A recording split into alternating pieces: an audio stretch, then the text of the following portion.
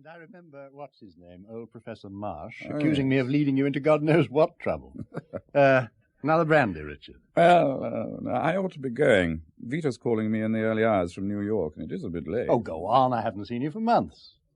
Vita surely can't begrudge us this one dinner together. No, of course not. Well, just one more brandy then, and then I really must go.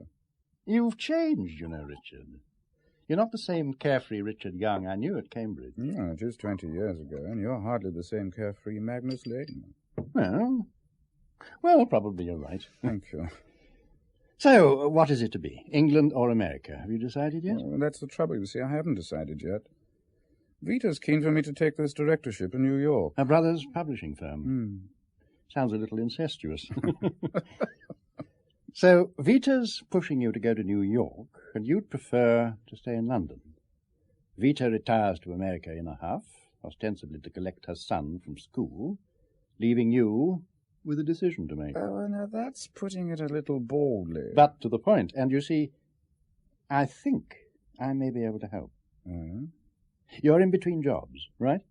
Yes. Vita returns in a week with your stepson in tow, and then what?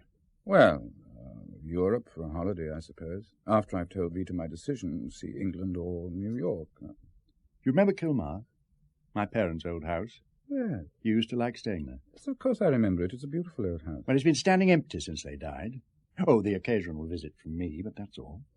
I've modernized it, and a woman comes in from the village to keep everything in order. Now, what I'm suggesting, Richard, is that instead of hanging about in London waiting for Vita, you stay at Kilmarth. Vita and Teddy can join you there, and, well, you can all stay as long as you like. It's tempting, Magnus. Only, well, you see, Vita's rather set her heart on the Mediterranean. I would have thought it was just what you both needed. Somewhere you can laze about in the sun. Good for the boy, too. Plenty of sailing.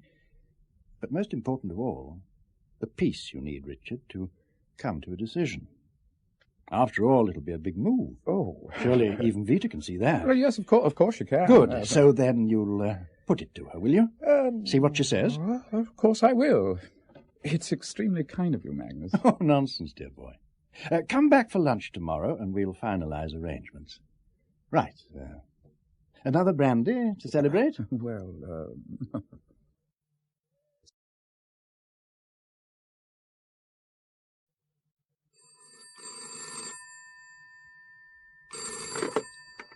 Hello, Richard Young here. One moment, please.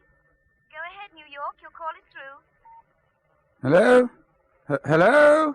Richard? Hello? Hello. Can you hear me? Yes, loud and clear. Are you all right? You sound a little strange. I'm sorry, darling. I haven't been in long. Living it up while my back's turned, huh? No, hardly. Just dinner with Magnus. You remember you've heard me talk about Kilmarth, Magnus's house in Cornwall, where we used to spend our holidays sometimes? I remember. Well, he's offered it to us, you, me, and Teddy, for the summer. It's a beautiful old place. You'll love it. Cornwall? But we said Europe for summer. Yes, but... I told Bill and Diana we might see them in Nice. Oh, I've almost committed us, darling. You see, the thing is, I'd like to stay there. It's peaceful and it's quiet. And cold. And what about food? Oh, now, Vita, and listen. if it's that old, it'll be primitive. Vita, listen, Vita. It isn't primitive. Now, you just listen to me. I'll tell you about it. All right. Go ahead. Convince me. Good. I'm glad she's keen. Well, as I say, her major fear seems to have been that she might find it primitive. 3 years of marriage and the dishwasher means more to your conjugal life than the double bed I'm throwing in for good measure. I warned you it wouldn't last. The marriage, I mean, not the bed. Just a second. I'll turn that off. Your taste in music seems to have changed, Magnus. I don't recall you having much time for the romantics before. No. Science has provided all the romance I need. As a matter of fact, Richard, I've stumbled across something rather exciting. I thought I sensed something simmering underneath that calm exterior of yours. What is it? I've had what I think is a success with one particular piece of research, a combination of plant and chemical into a drug, which has an extraordinary effect on the brain. I thought all so-called hard drugs had that kind of effect.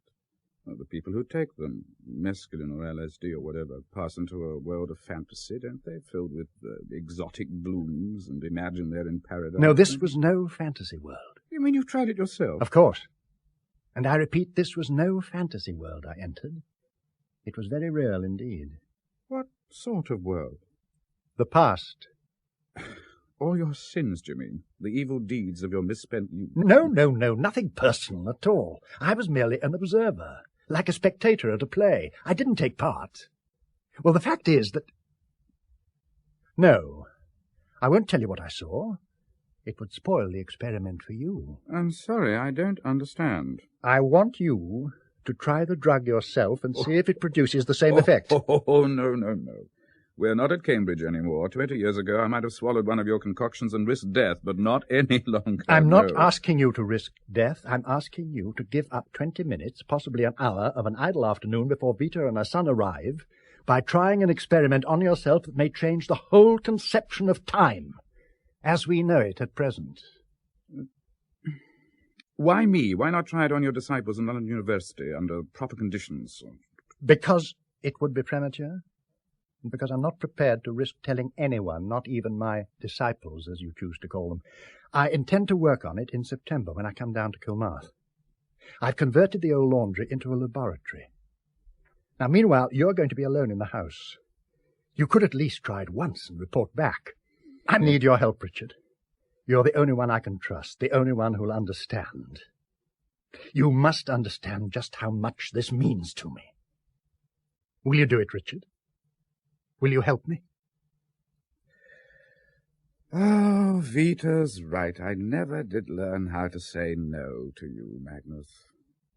Thank you. Now, here is the key to the lab. It's in the basement. You remember the old laundry? Yes, I remember. Now listen carefully, this is very important. By the old sink is a cupboard. Okay. Inside you'll find 3 small bottles labelled A, B, and C. You drink 3 of the measures out of bottle A. Have you got it? Bottle A, 3 measures. Now, it could have a sudden effect, you know, no intervening stage, direct transition from one state to another. But no matter what you feel like, stay in the house, because you won't be aware of your body coming into contact with inanimate objects. There may possibly be a feeling of nausea, but nothing dangerous. But whatever you do, don't touch alcohol for at least 3 hours after taking the drug, and then go slow. I'm beginning to regret this already. Now, another thing. If you should meet a figure from the past... A figure? Yes, I know this sounds ridiculous, but you'll see. If you should do so, for heaven's sake, don't touch him. Inanimate objects don't matter, but if you try to make contact with living flesh, the link breaks and you'll come to with a very unpleasant jerk. I tried it, and I know. Tell me, Magnus, what will I see? I prefer not to tell you. It might predispose you unconsciously to see what I saw. Now, I suggest you set off this afternoon. Give yourself this evening to settle in, and take the drug sometime tomorrow morning. Give me a ring and tell me what happens. Well, that's if I'm capable. Of course you'll be capable. Oh, don't look so worried, Richard. I promise you there's absolutely no danger. No danger at all.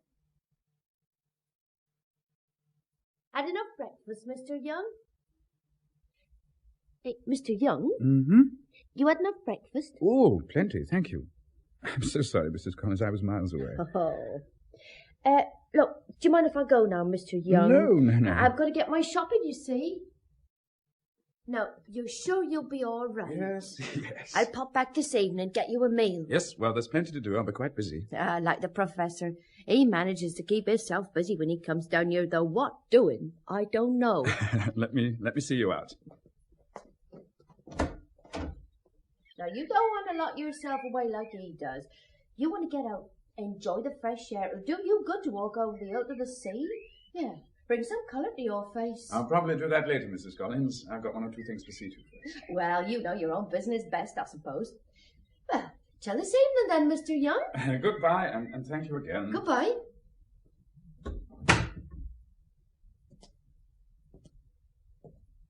Oh, well, no point in putting off the evil moment.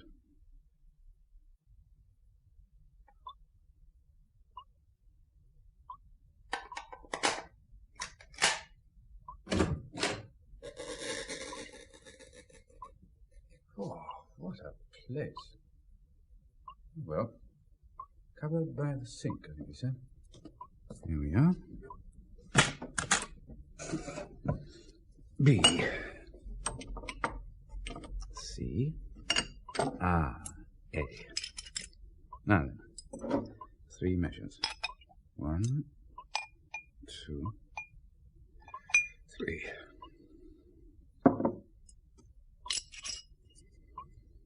Well, Magnus, your health. And mine too, I hope.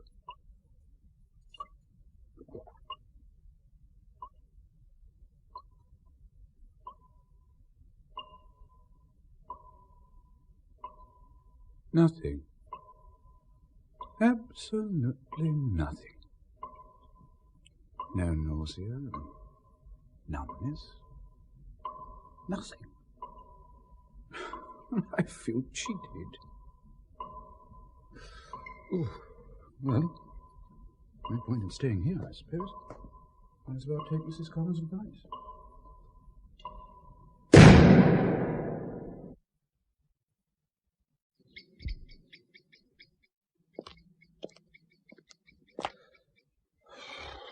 That's better. The beach, I think. What the? Where the hell are you?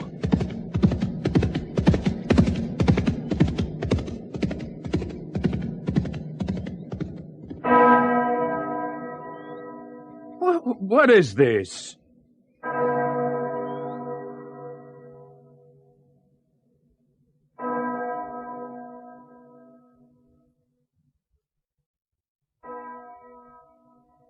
Greetings, Father Friar. Who are you? I rode over to see you. Are you well? I need rest, Roger. That is why you find me in bed. All the rest possible, to be in a fit state to receive the bishop. You've heard the news. Oh, there are always rumours. This was not a rumour. The bishop has already set out from Exeter and will be here on Monday, expecting hospitality and shelter for the night. Ah, his grace times his visit well. Martin Mass and fresh meat for his dinner. He'll sleep with his belly full. You've no cause to worry. But no cause to worry? You think I can control this unruly mob? What kind of impression will the monks make upon the new broom of a bishop primed as he is to sweep the diocese clean? They'll come to heel if you promise them reward for seemly behaviour. Keep in the good graces of Sir John Carmino, that's all that matters. Sir John is not easily fooled, and he has his own way to make with a foot in every camp. Our patron he may be, but he won't stand by me if it doesn't suit his ends. Sir Henry, as lord of the manor, will take precedence over Sir John on this occasion. He'll not disgrace you, garbed as he is like a penitent. I warrant he's on his knees in the chapel now. As Sir Henry's steward, you should show more respect for him. Henry de Champernowne is a more faithful man of God than I. The spirit is willing, Father Prior, but the flesh? Best not to talk about the flesh before the bishop's visit. No. The reason I rode over was to tell you that the French ship is lying off Kilmarth. She'll be there for 2 more tides if you want to give me letters for her. Why, in the name of blessed Anthony, did you not say so at once? I can find nothing in this jumble. Why are my papers never in order? Why is Brother Jean never here when I require him? À votre service, Father Prior? Such promptness could be suspicious to a less trusting man than myself, Brother Jean. Pardon? Oh, never mind. My letters. I can't find my letters. Are these the ones you mean? Huh? Yes.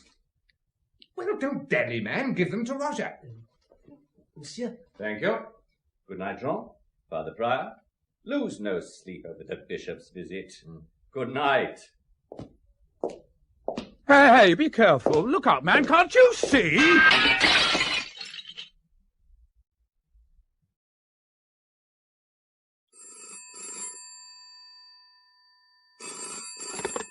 Richard? Yes. At last. I've been sitting here waiting for you to ring. I got impatient. Well, what happened? Did it work? Yes. Are you all right? Well, I think so, except that I feel bloody tired, and I've cut my hand putting it through one of the kitchen windows. You must have touched someone. Well, he was walking straight at me. I put my hand up to protect myself, so I suppose I must have done. Apart from that, I was nearly sick in the boiler room. Oh, minor matters, dear boy, minor matters.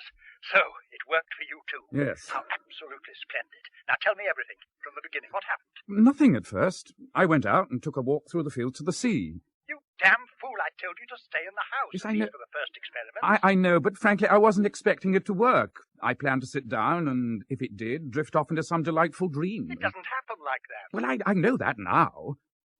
I suddenly heard hoofbeats, and there was this rider at my shoulder. He seemed to look at me as if daring me to follow him. He was dressed in... I don't know how to describe it. Well, his clothes were probably 13th or 14th century. I haven't pinpointed the period in time yet. Well, go on. Well, I've followed him to a priory. I think there's a tie-up there with a medieval priory that was once part of Tywardreath. The father prior called my horseman Roger. Roger. I saw him too. And in both our cases, the compulsion to follow him was particularly urgent. I felt it, and so did you. I've made the trip, to use student phraseology, several times, and he's invariably been there. You'll find the same thing happens on your next trip. Oh, now look, Magnus, I did this for you today because I was on my own, and it's quite out of the question to go on. When my wife and stepson arrive, I'll be tied up with them. But you've got nearly a week, Richard. No, Magnus, I'm not trying it again. Well, of course, it can still be dismissed by the skeptical. Oh, I doubt that anyone could dismiss it, Magnus. The effect of the drug is amazing. I'm almost sorry I can't get involved. I'm curious to know if I'd see Roger again. It could still be dismissed, however, Richard. You took the drug in the lab, so did I. I was thinking about you, wondering if you were seeing what I saw. Do you remember those experiments we did as students at Cambridge? Well, it wasn't telepathy, if that's what you're driving at. Of that, I'm certain. Can you prove it? Well, I'm sure I can. There must be some way. There is. Drive out to some spot in the middle of nowhere, take the drug without telling me where or when, and we'll see if we can't smash any possible theories about telepathy. All right, Magnus, you win.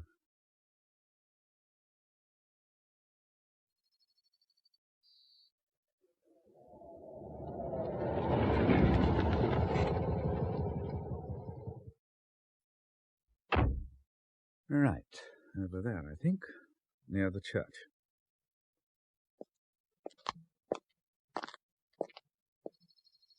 This is as good a spot as any, I reckon.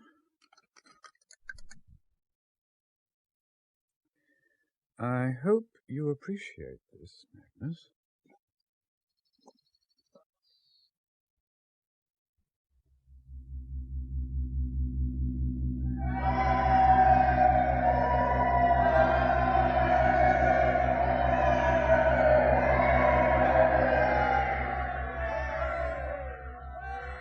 Mark my word, Brother Jean. The Lady Joanna de Champagnat will not wear paint on her face to meet His Grace the Bishop. No, but painted or plain, Sir John Carmineau will have her. Ah, here comes His Grace. No matter what troubles arise between His Majesty and Lancaster, he will ride the storm. It is an art. It surprises me to see Otto Bodrugan here. Not 2 years since he fought for Lancaster against the king.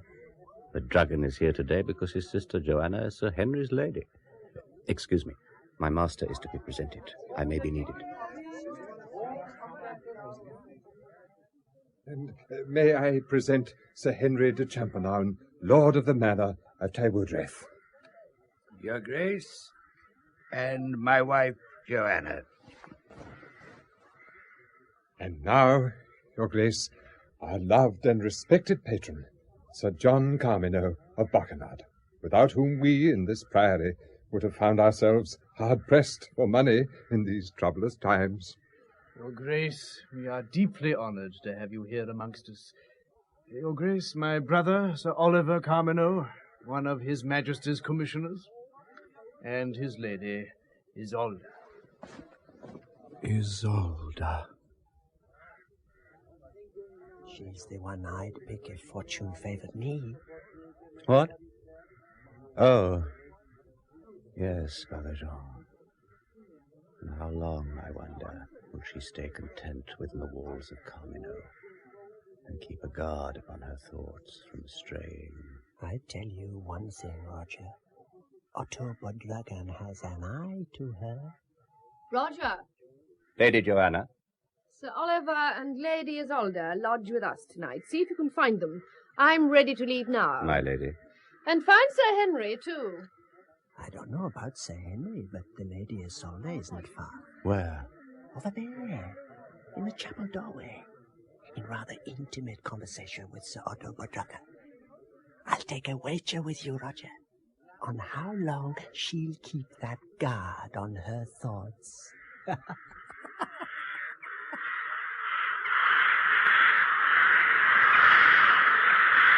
Would you like the light on? What? Where? I saw you just now in the churchyard, looking as if you couldn't make up your mind whether to come in out of the rain. The rain? Well, now that you have, let me show you around. I'm the vicar of St. Andrew's. It's a fine old church, and we're very proud of it. But you must be an enthusiast hanging about the churchyard in the rain. I am interested, yes.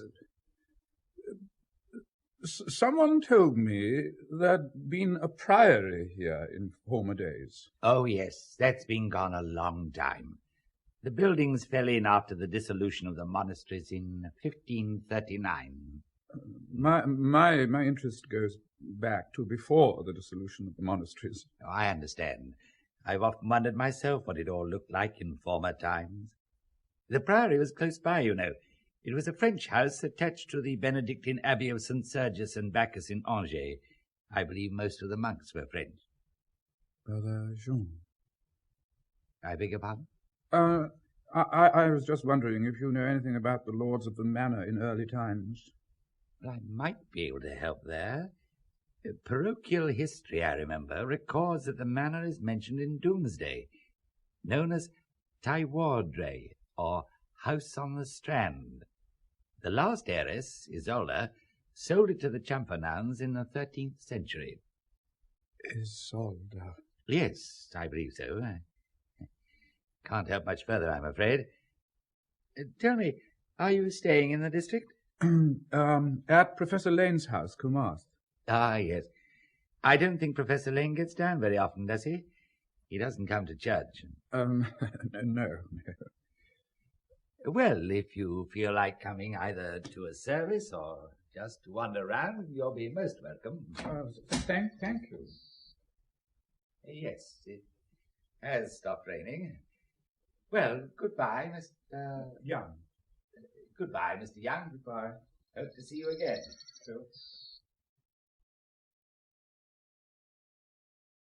You shouldn't have driven all the way to London. You must have set off at the crack of dawn. Why on earth did you just phone? Well, I felt too elated. It seemed no trouble at all to get into the car and drive up. This trip, I had no feeling of nausea or vertigo from the drug, just elation. I must have broken the speed limit several times driving up. Yes, that's one of the reasons we must test the drug. It could be addictive. Sit down, Richard. Addictive? Yes. And it may not be just the fascination of the experience itself, but the stimulation to the part of the brain affected. If it's addictive, I suppose I ought to lay off it for a while. Oh, it's up to you. Now, tell me what happened after you'd taken the drug this time. Well, first of all, I drove to the church. I had the drug with me in your drinking flask. And? This time, too, Roger was the first one I saw. Ah. I don't think I told you that he used to live at Kilmarth. You know, of course, that the foundations are 14th century. Incidentally, have you noticed how one gets the sense of the conversation without conscious translation from medieval French? I hadn't thought about it at the time. Of course, you're right. Anyway, carry on, dear boy. Well, on my first visit, the bishop was due to arrive at the priory. On this trip, he had arrived, and they were all being presented to him. Sir Henry de Champernowne, and his wife, Lady Joanna, and the Lady Isolde Carmen.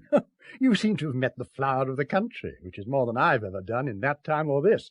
With me, it was the monks' dormitory. So, the point is, none of this can be put down to telepathic communication. Agreed? Agreed. Well, now, let's just think about this. The link for both of us was Roger. He is the brain that channels the information to us. Tell me, did you choose the old laundry for your experiment because the 14th century foundations were as close as you could get to Roger? Now, don't run away with the idea that this experiment is some sort of ghost hunt, dear boy. No. We're not conjuring up spirits from the vasty deep. No, of course not. To reduce it to its lowest level, If you sit in an armchair watching some old movie on television, the characters don't pop out of the screen to haunt you, although many of the actors are dead. And yet somehow one gets the feeling of taking part, not merely witnessing. I intend to do more research into the Carmenars and Champernownes when I get back to Kilmarth. One of my students has a buddy who works in the Public Records Office and the British Museum. He's trying to trace one or two things for me. I haven't told him why I'm interested. The lay subsidy roll of 1327 may help, apparently. Oh, and while I think of it, dear boy, the other bottle, B, should be in the cupboard in the lab. Oh, yes, it is. With it is. Well, now, pack it carefully and send it to me, would you? Are you going to be experimenting in London? No, not on myself, on a healthy monkey. Oh, now, no, any news of Vita? Can you delay her? I mean, tell her the drains have gone wrong or something. Well, say something that'll daunt her. Nothing daunts Vita. Oh. She'll bring a plumbing expert down with her from the American Embassy or something. Oh, well, then we must just work fast. There's a great deal to do. Now, lunch first, I think. And then, if you're to get back to Cornwall before midnight, you'd better set off immediately after.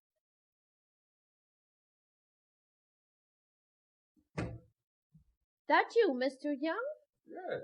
It's late for you, isn't it? Something wrong, Mrs. Collins? Oh, I'm sorry, sir, but I was a bit worried about you. You see, you weren't in all day, and your bed didn't look as if it had been slept in, and there was no note, and no one had seen you in the village. I'm terribly sorry, Mrs. Collins. I had to drive up to London unexpectedly, but I should have left you a note. I'm really terribly sorry. Oh, you're all right, are you, Mr. Young? You look a bit tired. No, I'm fine, and I do apologize. It was unforgivable to worry you like that. No matter. And by the way, your wife rang up earlier. From New York it was. I had to tell her I didn't know what had happened to you, and she seemed a bit worried, and... Oh, well, I'm sorry if I did the wrong thing. Oh, no, of course not. I suppose I'd better book a call back. Thank you, Mrs. Collins.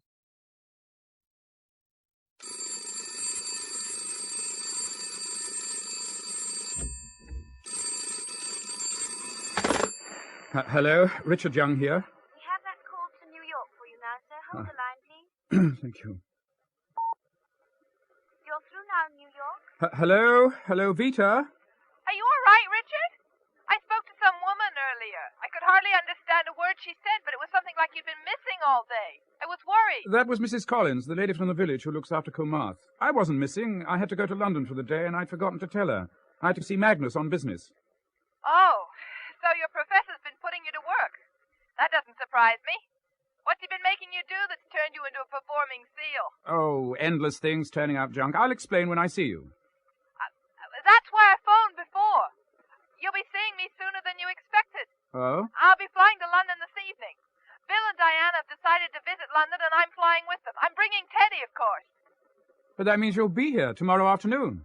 You needn't sound so enthusiastic. No, it's just that I'm not ready. Not ready?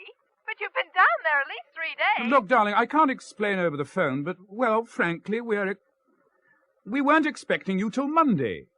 We? Is your professor there too? No, I mean Mrs. Collins and myself, of course. She only comes in the mornings. She'll be terribly put out if everything isn't absolutely straight, and you know what you're like. You'll take a dislike to the place if it isn't shining. Oh, what absolute nonsense. Oh, now, listen, darling, don't be obstructive. If you come down right away, it won't be convenient, and that's the plain truth of it, and I'm sorry. Okay. I'll tell Bill and Diana that it isn't convenient for my husband to see me. Oh, Vita. I'm sure they'll find that wildly amusing. Vita! Bye. Oh, damn you, Magnus.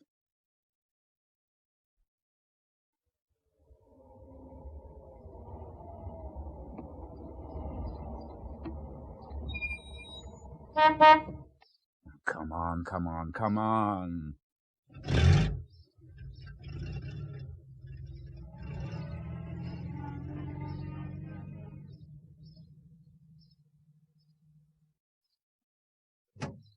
Morning.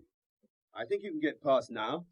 Sorry about the hold-up. The roads are rather narrow in this part of Cornwall, aren't they? Oh, not to worry. You did a fine job getting your caravan clear of the road. I'm used to it. I live here. Oh, Chapel Down. It's an unusual name for a house. Well, we decided to keep the name of the actual plot of ground. It's been Chapel Down for centuries. And the fields across the road are Chapel Park. Anything to do with the old priory? Priory? Well, what priory would that be? Well, it's mentioned in this book. the visitations of Cornwall. Perhaps you can tell me if there's any old farmhouse in the valley that might have been a manor house in days gone by. Well, there's Trevenna up back behind us, but I've never heard that it was old. There's Trinadlin, of course, Trevarren up the valley near the railway tunnel. I believe that's, hundreds of years old, about 1705, they say. My book mentions that a place called Grattan used to be an old house. Grattan? Well, if it was, there's nothing but slate and rubble now. The name has something to do with burning, I believe. If you drive on a bit and park, there's a path opposite the turning to Stony Bridge that'll lead you to it. But you'll find nothing of interest for you. I don't suppose I will, except the view. Mostly trains. Not so many of those these days. You'll recognize the spot because of the entrance to the tunnel that isn't far away. Oh, thank you very much. You'll not find anything much of interest there, I promise you.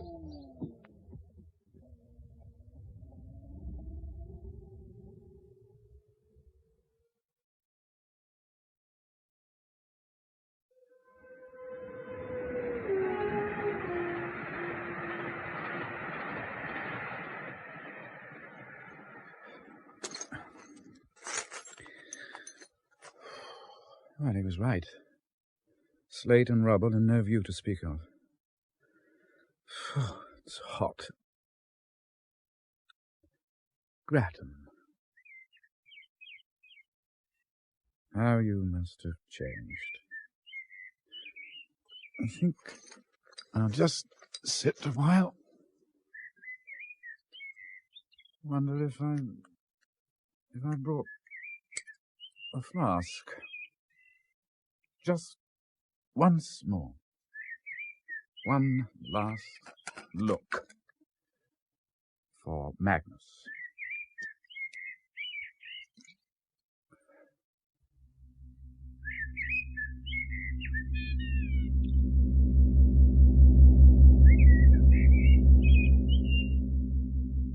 Sir Otto. Sir Otto, over here. What news of Sir Henry de Champernowne? He is sinking fast. There is little hope for him. My Lady Joanna is with him. Sir Henry does not suffer. We have seen to that. Or, to speak more plainly, Brother Jean has done so, for he has been at the bedside night and day. And the cause? Nothing but the general weakness of which you know, and a sudden chill with that late frost we had. Through here, my lord.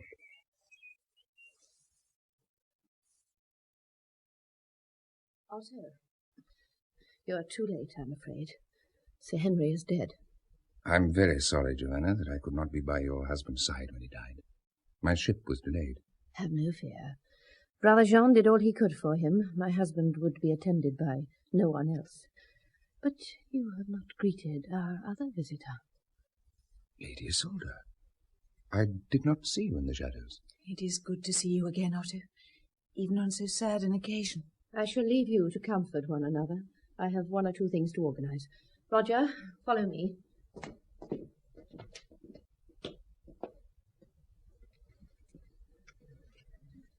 Sir John Carmino has not yet come, my lady. Nor likely to. I left the matter to his discretion.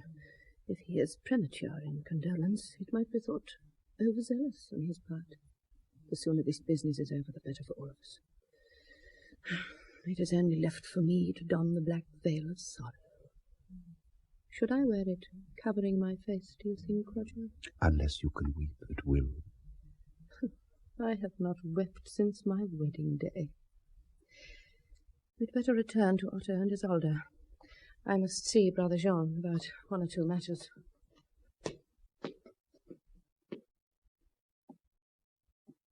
How is my sister?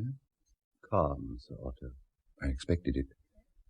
You are aware that Sir Henry's son William, being a minor, will forfeit his lands to the king until he attains his majority? I am, Sir Otto.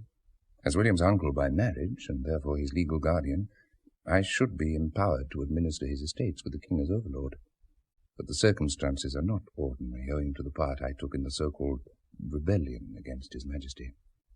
Therefore the escheator, acting for the minor and the king, is likely to be one held in greater esteem than myself. His cousin Sir John Carmino, in all probability. In that event, I don't doubt that he will arrange matters smoothly for my sister, and she can perhaps afford to face the death of a husband with equanimity. I'm sure you must be right, my lord, but I'm afraid I don't understand such matters. Maybe not. I think I'd best go and pay tribute to Sir Henry. Lady Carmino does not wish to pay tribute with the rest? It is not my practice to make a mockery of death. Sir Henry would be grateful for your prayers. He has had them, with regularity for many years, and with increasing fervour these past few weeks. I can assure you that everything possible was done for him. I'm sure. I am no stranger to the seeds of the black poppy, and the white, water hemlock, mandragora, and the sleep they can induce. The monk, Jean de Meral, was trained in the parent house at Angers, and he is especially skilled. Sir Henry himself had implicit faith in him. I do not doubt Sir Henry's faith, the monk's skill, or his zeal in employing that skill. But a healing plant can turn malignant if the dose is increased. I advise you to speak of this matter to my lady, not to me. It is none of my business. I will only say this. If anything evil has been done this day or yesterday, you will be held responsible, with others when the time comes, not in this world where we lack proofs, but in the next, before God. Isolde! Be careful what you say! Oh, God!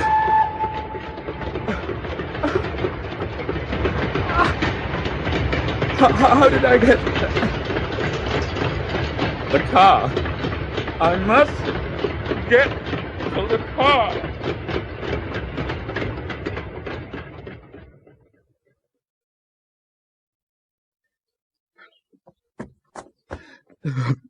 Thank God. The car.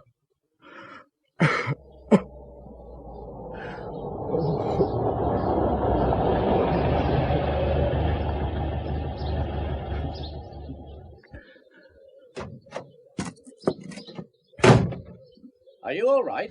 Never again. Never again. You all right? Here, put your head between your knees. You look terrible, old man. Your jacket's torn. You've been in an accident or what? No, I'm fine. I'll just drive home. I do apologize. Thanks very much. Well, that's all in a day's work. I'm a doctor. A doctor? Oh. Well, the fact is, I must have walked up the hill a bit too fast. I felt giddy when I reached the top, and I was sick. I couldn't stop myself. Well, I suppose a lay-by is as good a place as any to throw up in. And I expect a swallow of, what is it, brandy? Hmm? The flask you're clutching probably did you a power of good. Yes. You got far to go? A couple of miles or so. Well, wouldn't it be far more sensible if you left your car here and let me drive you home? Oh, no, I assure you, it was just one of those passing things. Pretty violent while it lasted. Look, you're not a patient of mine. I'm not trying to prescribe. I'm only warning you that it might be dangerous to drive. Well, I only have to go to the top of Pulmere Hill. Oh, it's all on the way home. I live in Foy.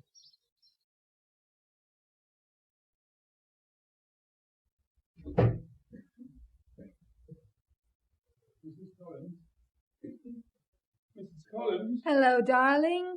Surprised to see me? Good God. Peter. You look terrible. Your jacket's in ruins. For heaven's sake, you might have warned me. When we spoke, you said you wouldn't be flying back yesterday. How long have you been here? Half an hour. Dick, hi! Hello. Hey, we rang and nobody answered. Then a lady came up on a bike, Mrs. Collins, I think, and let us in. Hey, Mom's mad at you. Go and finish unpacking, Teddy. Oh, but Mom, I want to talk to Dick. Hey, gee, you look awful, Dick. Go and unpack. You can talk to him later. Oh, all right. Well. Yes. After you've changed, I suggest you join me in the dining room. I'll get Mrs. Collins to make coffee.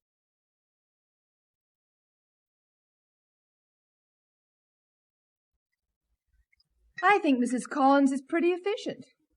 And she's told me all about you. How you lock yourself away for hours among the professor's things. So, I can relax. What do you mean, relax? I was imagining something young and stylish was around when you tried to put me off. I don't trust your professor an inch, but I'm satisfied on that account. Yeah, I see. I drove straight from the airport. Bill and Diana were rather startled because they guessed I'd spend the day with them. But I told them I was worried about you. Joe sends his regards and says the sooner you let him have your decision, the better. Well, I'm sure you can see that. He's thinking of amalgamating with his other firm. You remember I told you. But if they do amalgamate, it wouldn't be before the fall anyway, and it wouldn't affect your job. No. You haven't been listening to a word I said. Yes, I have. What have I been talking about then? You were saying something about Joe's firm, a merger of some sort. What on earth is the matter with you? Have you no interest in our future? I might be talking to someone in another world. Darling, let's not start on the wrong foot. If we start arguing, we'll wear ourselves out and spoil things for Teddy. If I'm vague and inattentive, you must blame it on exhaustion. I took a walk this morning in the hope of pulling myself together. It seems to have slowed me up. What do you mean, exhausted? How can you be exhausted? You're not doing anything. Oh, forget it.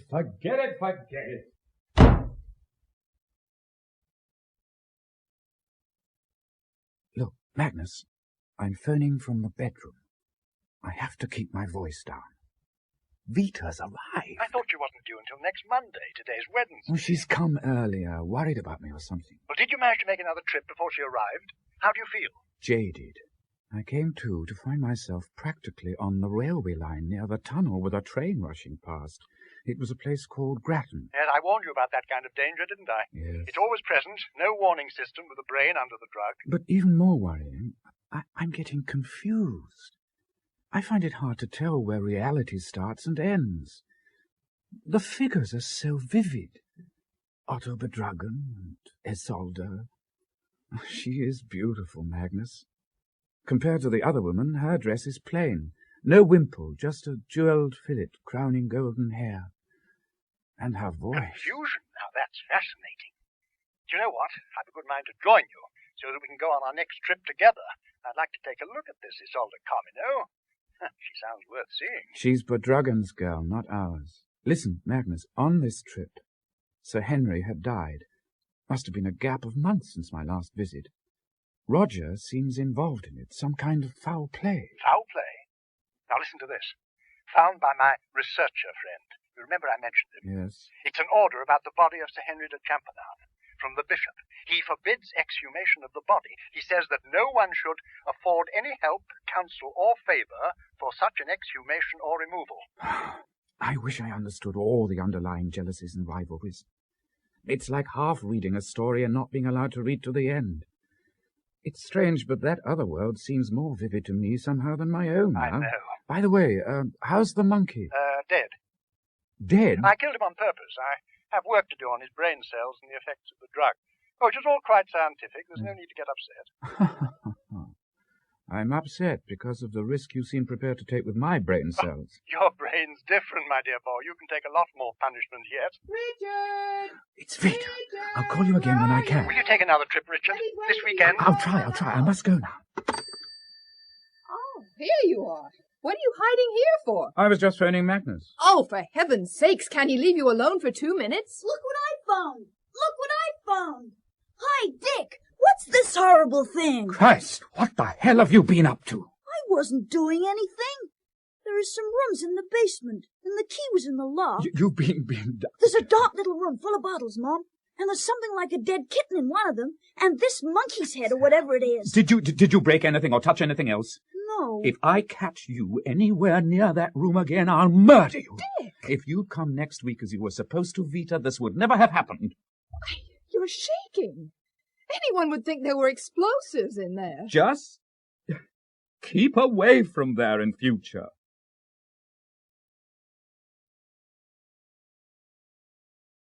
So, I just don't know what to make of it, Diana. I've never heard him speak to Teddy like he did yesterday. The poor boy's very upset. And Richard doesn't look at all well. Very, hollow-eyed. He says he's been sleeping badly. Well, honey, it's a good thing you joined him there. A husband on the loose is a husband on the prowl, as I told you before. I've had experience experience with Bill. Oh, Bill. Oh, we all know Bill can't be trusted out of your sight. Well, let's just hope that darn professor hasn't been putting Dick up to something. I don't trust that man. Never have and never will. I can guess why that is. Oh, don't be ridiculous. He may be like that, but Dick certainly isn't. Very much the reverse. Maybe that's the attraction for the professor? Oh, I gotta go, Diana. That's Dick and Teddy. Dick took him out for a walk to make up for the scene yesterday, you know. Bye. I'll ring you later. You do that. Hello. Well, that's eased the atmosphere anyway. It was the least you could do after the way you talked to him yesterday. Is this letter for me? Yeah. You know, darling, I'm going to love it here. And it's so wonderful to be together. Well, aren't you going to tell me what's in that letter you find so engrossing? Oh, nothing. Just a piece of research I was interested in. Research? What about? Let me see. Sir John Carmino? Mm-hmm. Well, I can't make sense of this. What does it say? That Sir John acted as cheater for the estates of Sir Henry of Champernowne, and that Lady Joanna will be free to marry whomsoever she likes, and that Sir Otto Bodrugan has lost. Lost? Well, don't look so depressed by it. When did all this happen, for God's sake? In the reign of Edward III, 1312 to 1377. Well, why on earth should you care what happened then? Oh.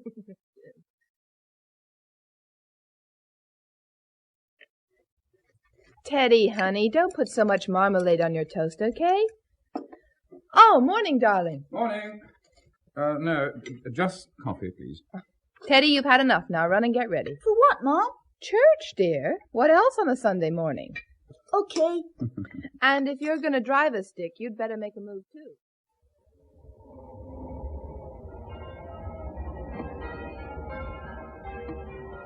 What will you do while we're in church? Drive a little, perhaps leave the car and walk. I'll be back to pick you up, don't worry. Have fun. Okay. Bye. Bye. Bye.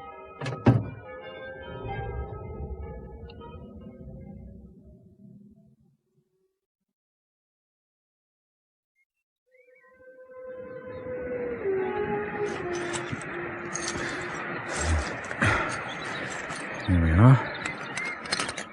Grattan. Here's to Isolde.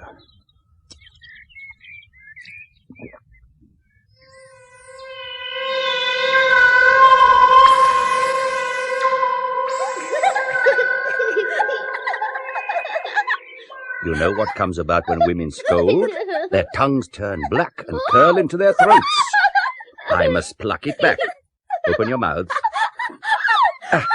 Let's pray God it does the trick. Now, you must behave. I have work to do. We have guests. Let me stay another night and not sleep aboard. I may find myself hard aground if I make sail. What's this? The longer you remain, the more dangerous for us both. You know how gossip travels. To come here anyway was madness, with the vessel well known. There's nothing to that. I come frequently to the bay and to this river. It was pure chance that brought you here as well. It was not, and you know it very well. The steward brought you my letter telling you I should be here. Roger is a trusty messenger. With my sister Joanna away at Trelawney, this seemed a safe chance meeting place. A risk worth taking. Worth taking, yes. But I do not trust the steward as you do, and you know my reasons. He keeps our meeting secret for the time because it pleases him. One word to my husband and we'd be lost. Oliver is in London. Malice travels with every wind that blows. Oliver cares not a jot if I live or die. He has women wherever he goes. But his pride would never brook a faithless wife. That I know. My lady, Alice has the children's ponies. They are saddled and bridled. Will you come? Yes, I am coming. Goodbye, Otto. Not for long. I am coming, Roger.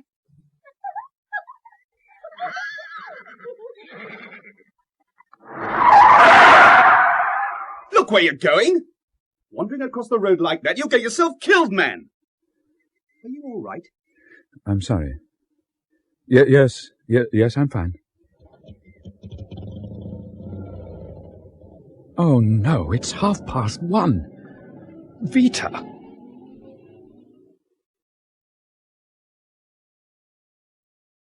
I'm sorry, darling. I can't keep saying that, but the car broke down. I'm most frightfully sorry. I wouldn't have had this happen for the world. I can believe it. I'm sorry. I seem to have spoilt your weekend for you. What do you mean? This telegram came for you while you were out. From your professor, naturally. Wired from Cambridge. It reads, "Have a good trip this weekend. Hope your girl turns up. He says, what? Shall be thinking of you. Greetings, Magnus." Now listen, Vita, that telegram is a complete joke, a leg pull on the part of Magnus. Don't make an absolute idiot of yourself by taking it seriously. Look, I've been honest with you. I've been helping him with 1 or 2 bits of research, and this telegram is just his way of wishing me luck. You're not a scientist. What sort of research can you possibly do?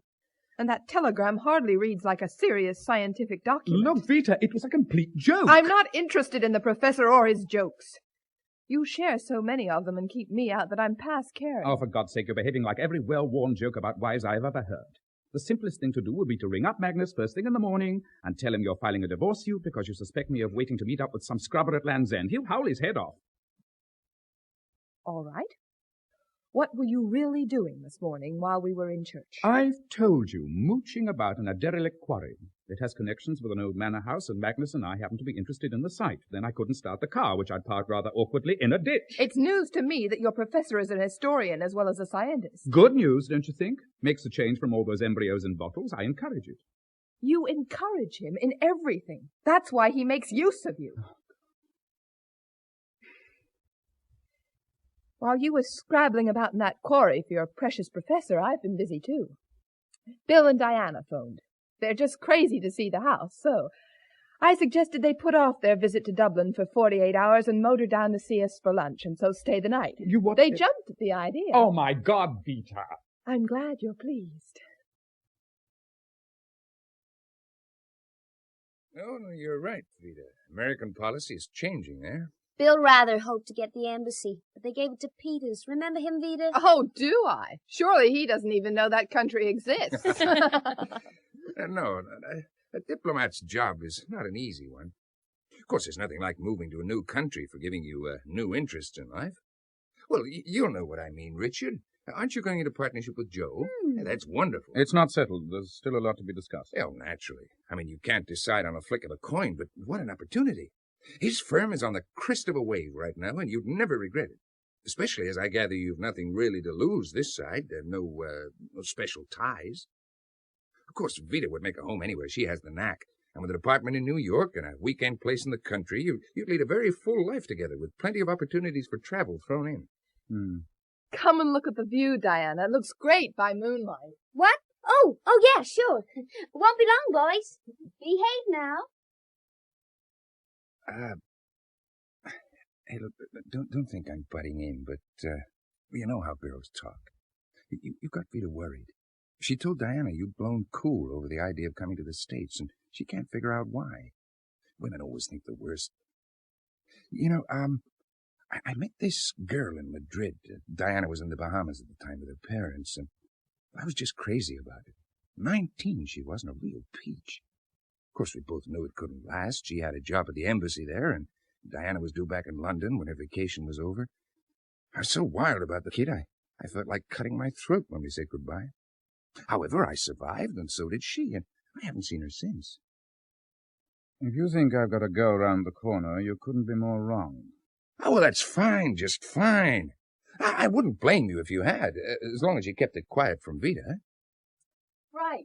Now then, anyone for more drinks? Have a nice chat, boys? Fine, just fine. Hey, look here, let me help you with those drinks, Vita. It's a beautiful place, isn't it? Yes. Your professor is very lucky. Talk to me, Dick. I want to know all about your brilliant friend. What's he like as a man? How did you meet him? Hey, Teddy told me there was a room locked up in the basement here full of monkeys' heads. How deliciously creepy. What? Tell me, Dick. There's a quarter of bourbon left in the bottle, and it's all yours. I'm for bed. Dick? Would you excuse me, please? I see what you mean, Vita. He looks ghastly.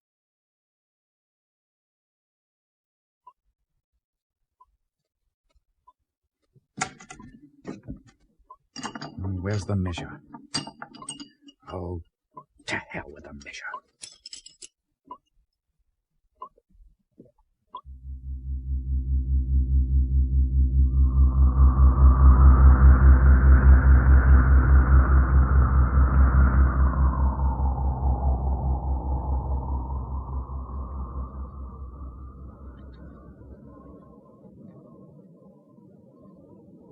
It would be impossible to leave him here, Lady Joanna. But to move him in such a gale, Roger, if it should be the smallpox.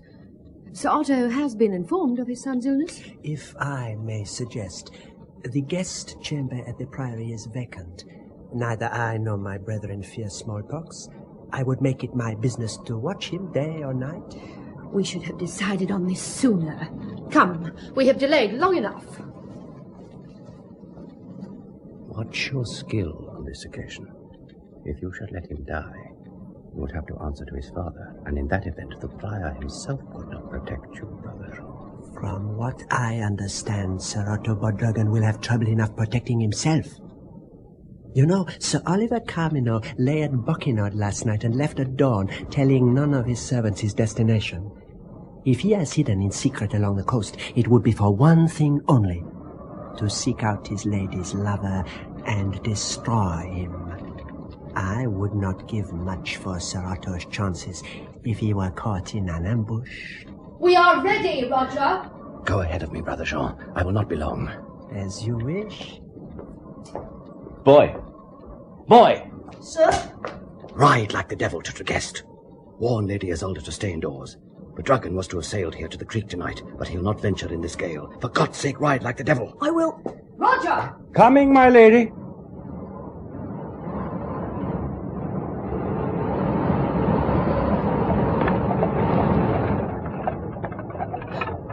Isn't that my brother's ship in the bay, Roger? Yes, my lady. And there's Sir Otto. I must warn him. Sir Otto! Who are those men? Oh, stop the chariot! It's an ambush! Oh, can he not see? Roger, come back! I will not become involved! Sir Otto! For God's sake, run! Sir Otto! Behind you! Take care! Run, for God's sake, Sir Otto. My lady! No, my lady! Isolde. Let me go, Roger! Otto! My love! Oh, no! No! Otto!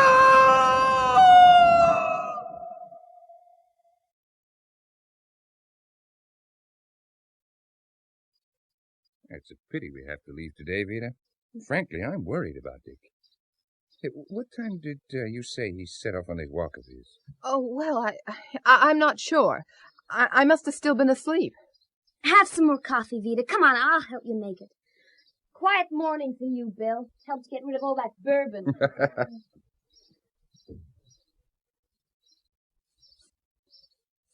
Ah, Dick! Hi, Dick, over here. Ah, you're a sly one, slinking off into the early hours for this walk.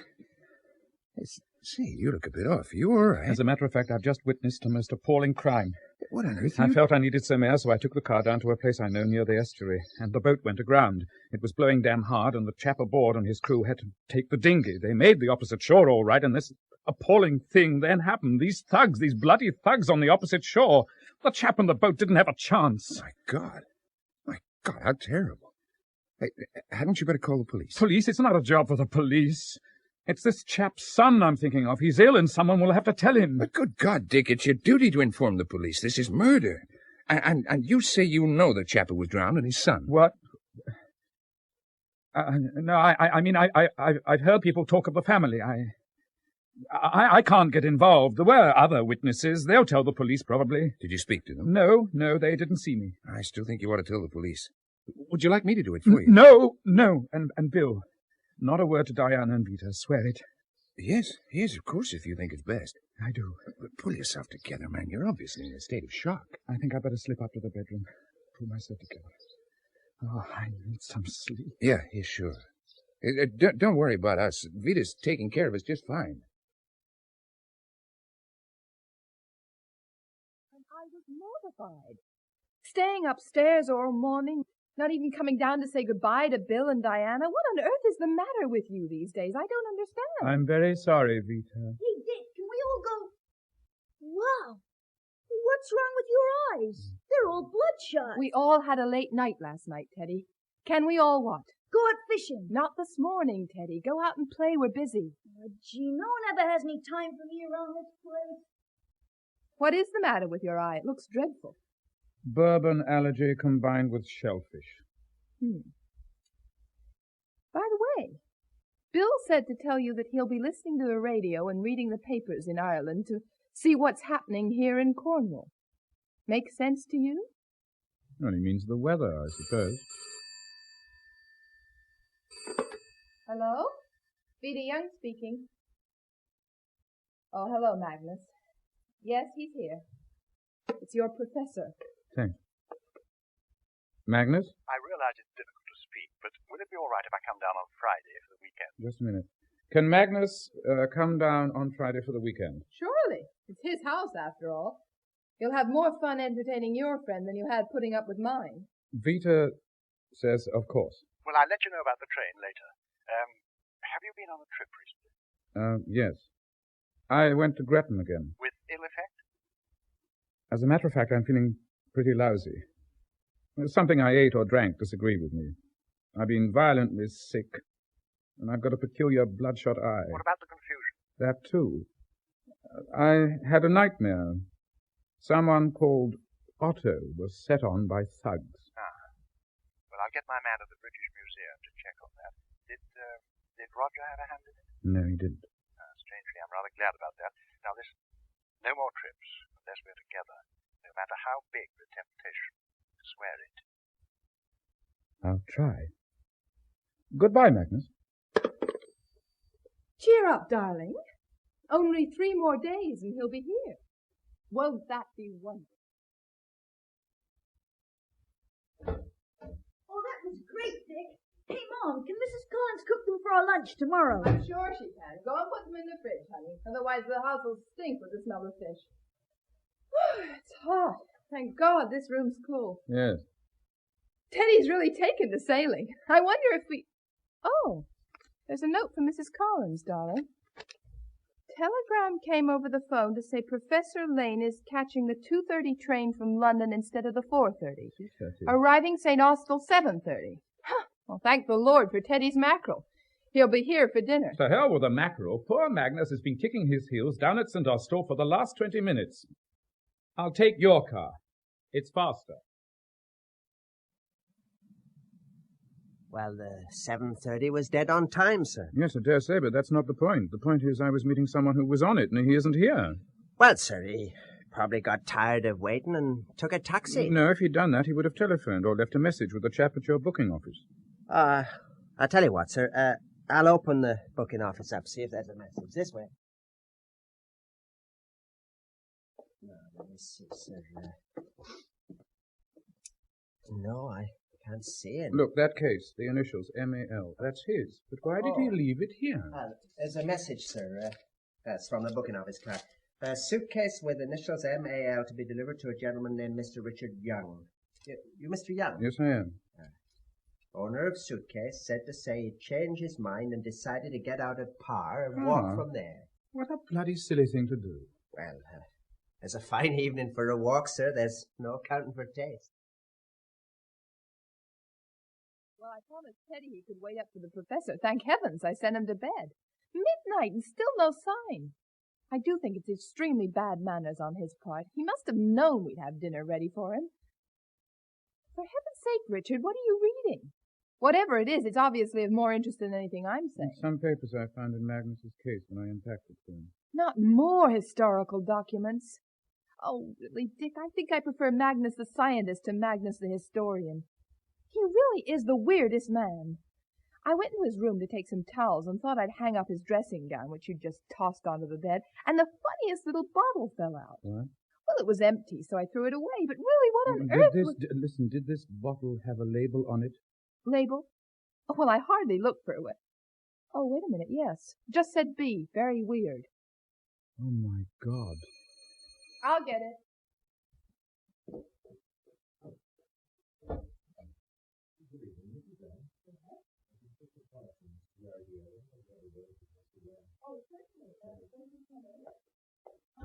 Richard, there's a police inspector to see you. It's about Professor Lane, sir.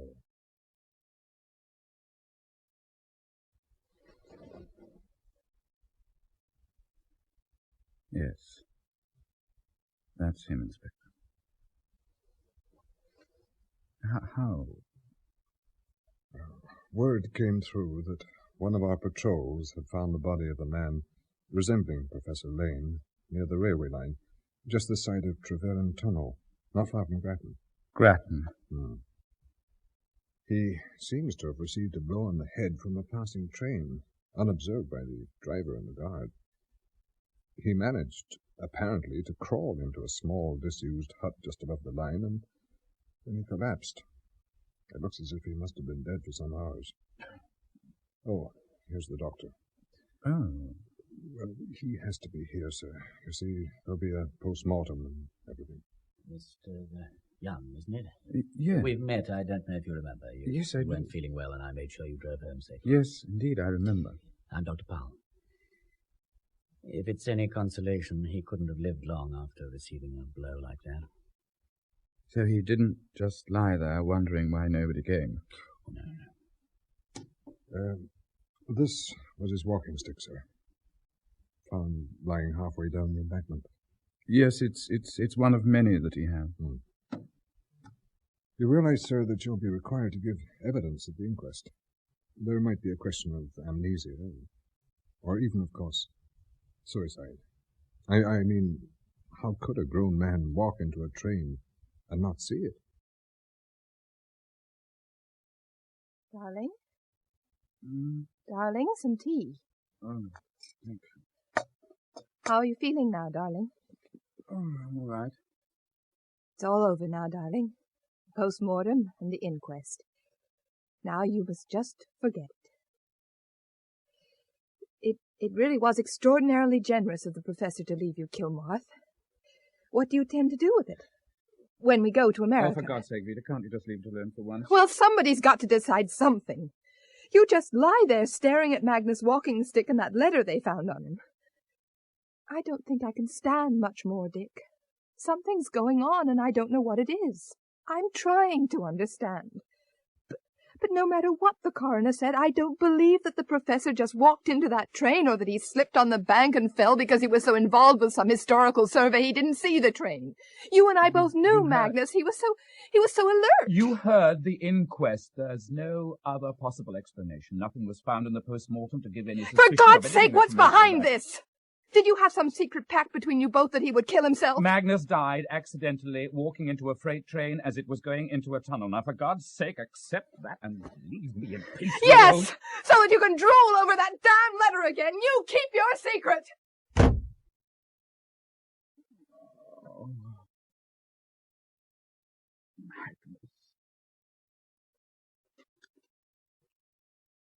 Dear Dick, I'm writing this in the train. And it will probably be illegible. There's probably no need to write at all, and by the time you receive it, we shall have had an uproarious evening together. I write as a safety measure. My findings to date are pretty conclusive that we are onto something of prime importance regarding the brain. The particular cells I've been working on, which I will call the memory box, store not only our own memories, but habits of the earlier brain pattern we inherit. With the use of a drug, the inherited older pattern takes over and becomes dominant.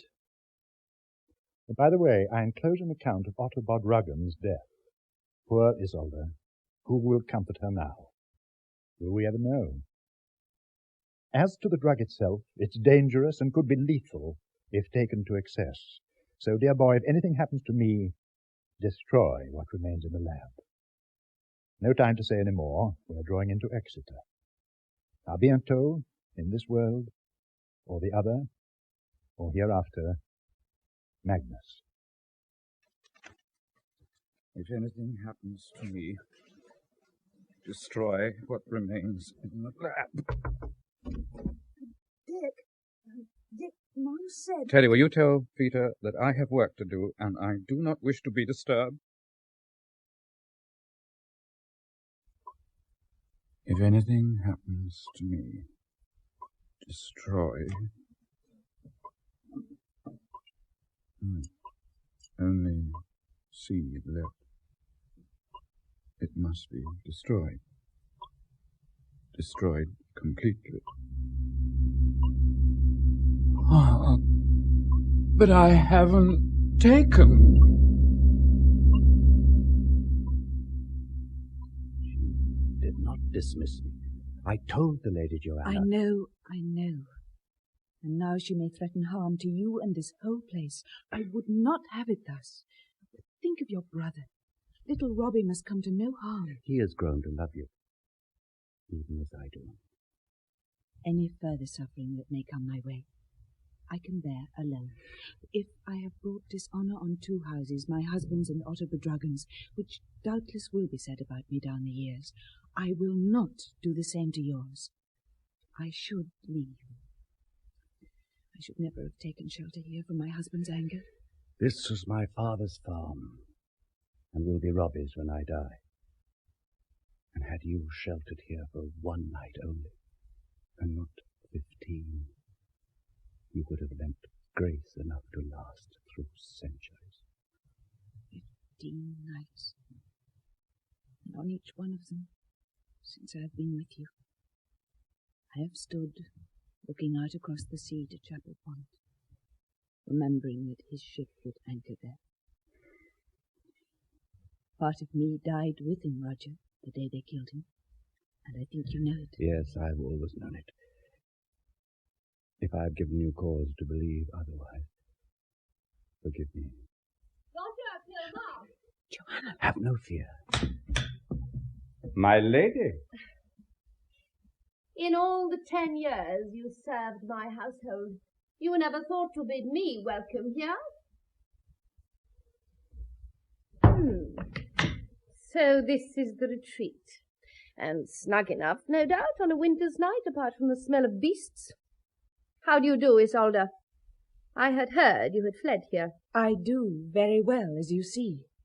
I have lived better here and had more kindness in 2 weeks than in many months or years before. I don't doubt it. Tell me, do both brothers share you here before the hearth? Why, you... Roger! Not as yet. The elder is too proud, the younger too shy. My protestations of affection fall upon deaf ears. What do you want of me, Joanna? I bring you a message from your brother. He has heard of the flight from your husband's house, and the disgrace that this has brought to our family and yours. He offers you the chance to retire to the nunnery of Cornworthy in Devon. I am told the air is mild at Cornworthy. The nuns there live to a great age. There is a second course.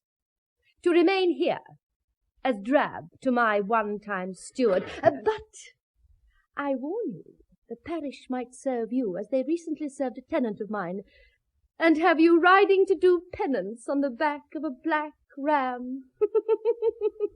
What do you say?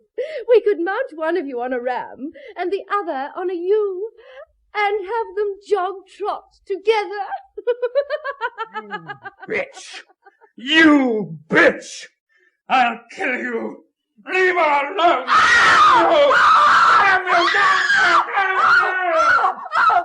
Stop it, Richard! Stop it! Stop it! Oh, my God! Vita, darling! Oh, my God! Oh, come on, Teddy! Vita! Phone. I must phone.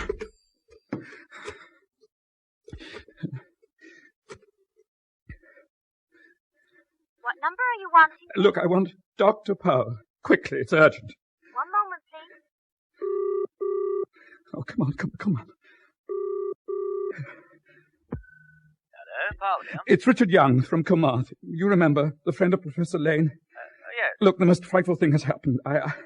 I had a sort of mental blackout, and I I tried to strangle my wife, and I may have hurt her, I don't know. Is she unconscious? I don't think so. She went upstairs with the boy. I think they may have locked themselves in the bedroom. I'm speaking to you from the lobby downstairs. All right. I'll come along straight away.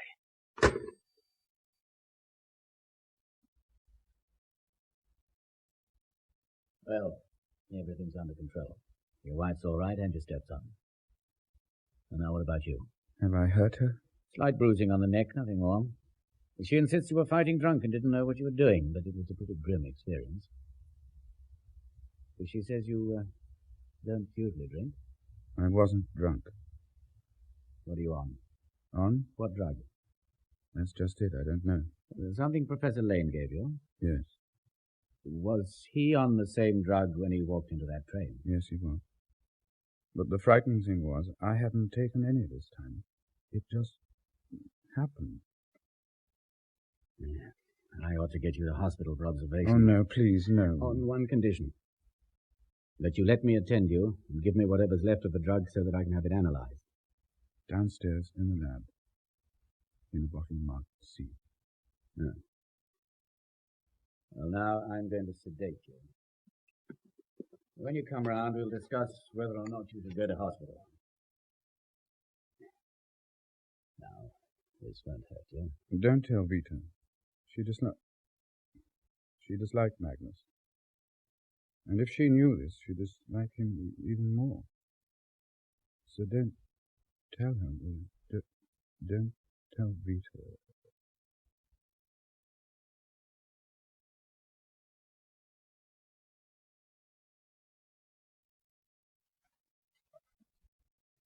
Oh. Well, Dr. Powell, how long have I... 5 days. 5 days? Did I tell you... Everything. Isolde, Roger, Otto, everything. You're lucky to be alive, you know. I've had the remnants of that drug analyzed. That bottle contained the most potent hallucinogen that's ever been discovered. And other substances as well, which we aren't even sure of yet. Are you trying to tell me that everything I've seen has been an hallucination? No. No, I think Professor Lane was onto something that might have proved extraordinarily significant about the working of the brain. And he chose you as a guinea pig because he knew you would do whatever he told you, and that you were highly suggestible into the bargain. Have you told Vita? That you were on the verge of a nervous breakdown and suffering from strain and delayed shock owing to the sudden death of Professor Lane. That's all. Whatever you say, I did see that other world. The other world? I suppose we all carry one inside us. You can say what you like, but they all lived. I read about them. And the fact remains, I've been in that other world. I've seen it and known it. It was cruel, hard, and very often bloody, and so were the people in it. Except for Isolde, and latterly Roger. But my God, it held a fascination for me which is lacking in my own world of today. Yes, a way of escape, a flight from reality. You didn't want to live either in London or New York. The 14th century made an exciting, if somewhat gruesome, antidote to both. All right. What have I to do? Get right away from here, from the pull of Roger Kilmarth. Your wife suggested Ireland. You have friends there, I believe. Supposing I said no? Well, I'd sent for an ambulance and got you off to hospital. I thought Ireland was a better idea. It's up to you.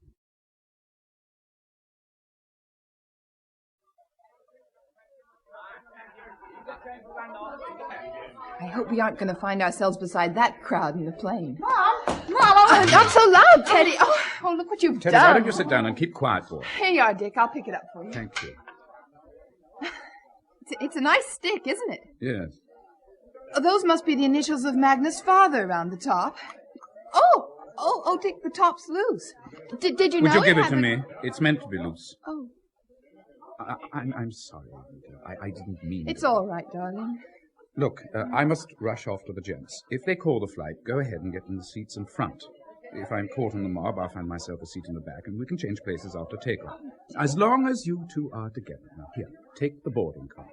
Now, I'll hang on to mine, just in case. Oh, Dick, honestly, you might have gone before. You're sorry. worse than Teddy. I'm sorry, but nature calls.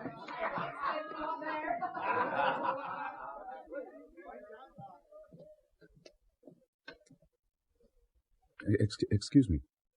Could you tell me where I can catch a taxi from here?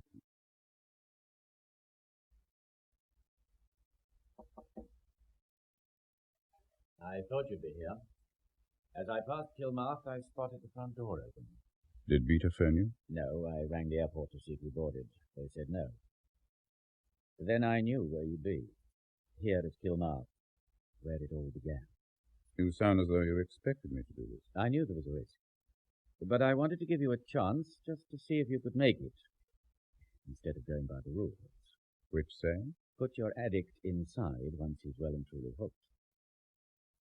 Have you taken some more of the drug?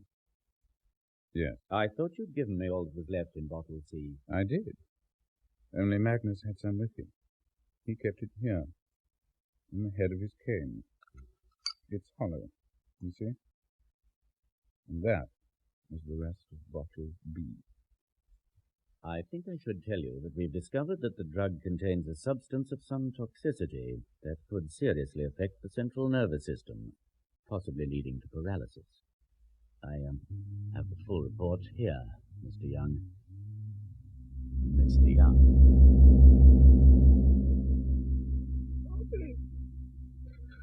Robbie, where are you? Here, Roger. Here, take some water. There's no remedy for this plague, Robbie. The swelling has spread to my throat and blocked the windpipe. Voice in my lips. That's comfort enough. Hear my confession, Robbie. There's no priest left to shrive If it concerns the Lady Isolde, God rest her soul in peace. I don't need to hear it, Roger. I knew you loved her, and love her memory still. So do I. If there was no sin in that for either of us. No sin in loving. But murder, yes. Isolde became so ill. She was in such agony. But it did not last for long. It could have made her suffer for weeks, months. Yes, I couldn't bear that thought. I gave her something to ease the pain. It was murder, Robbie. An immortal sin. And no one knows of it but you. Hear my confession, Robbie. Absolve me.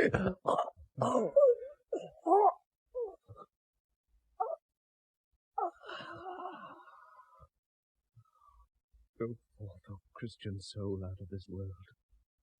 In the name of the Father Almighty who created thee, in the name of Jesus Christ, the Son of the living God.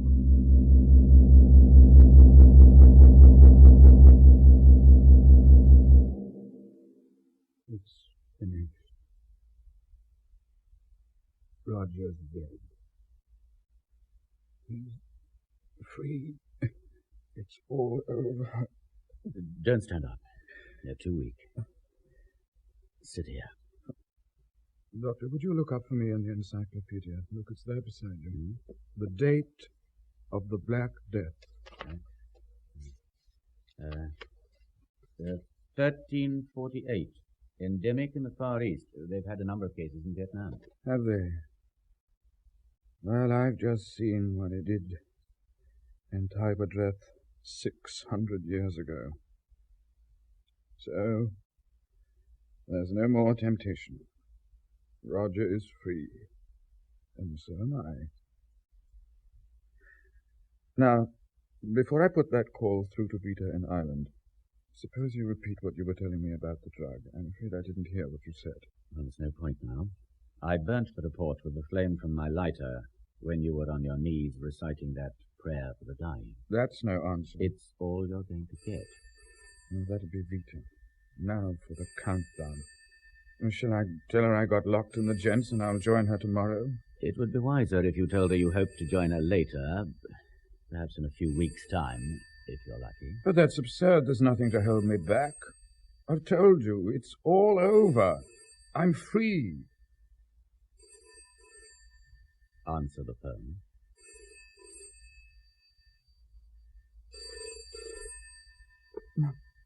My hand.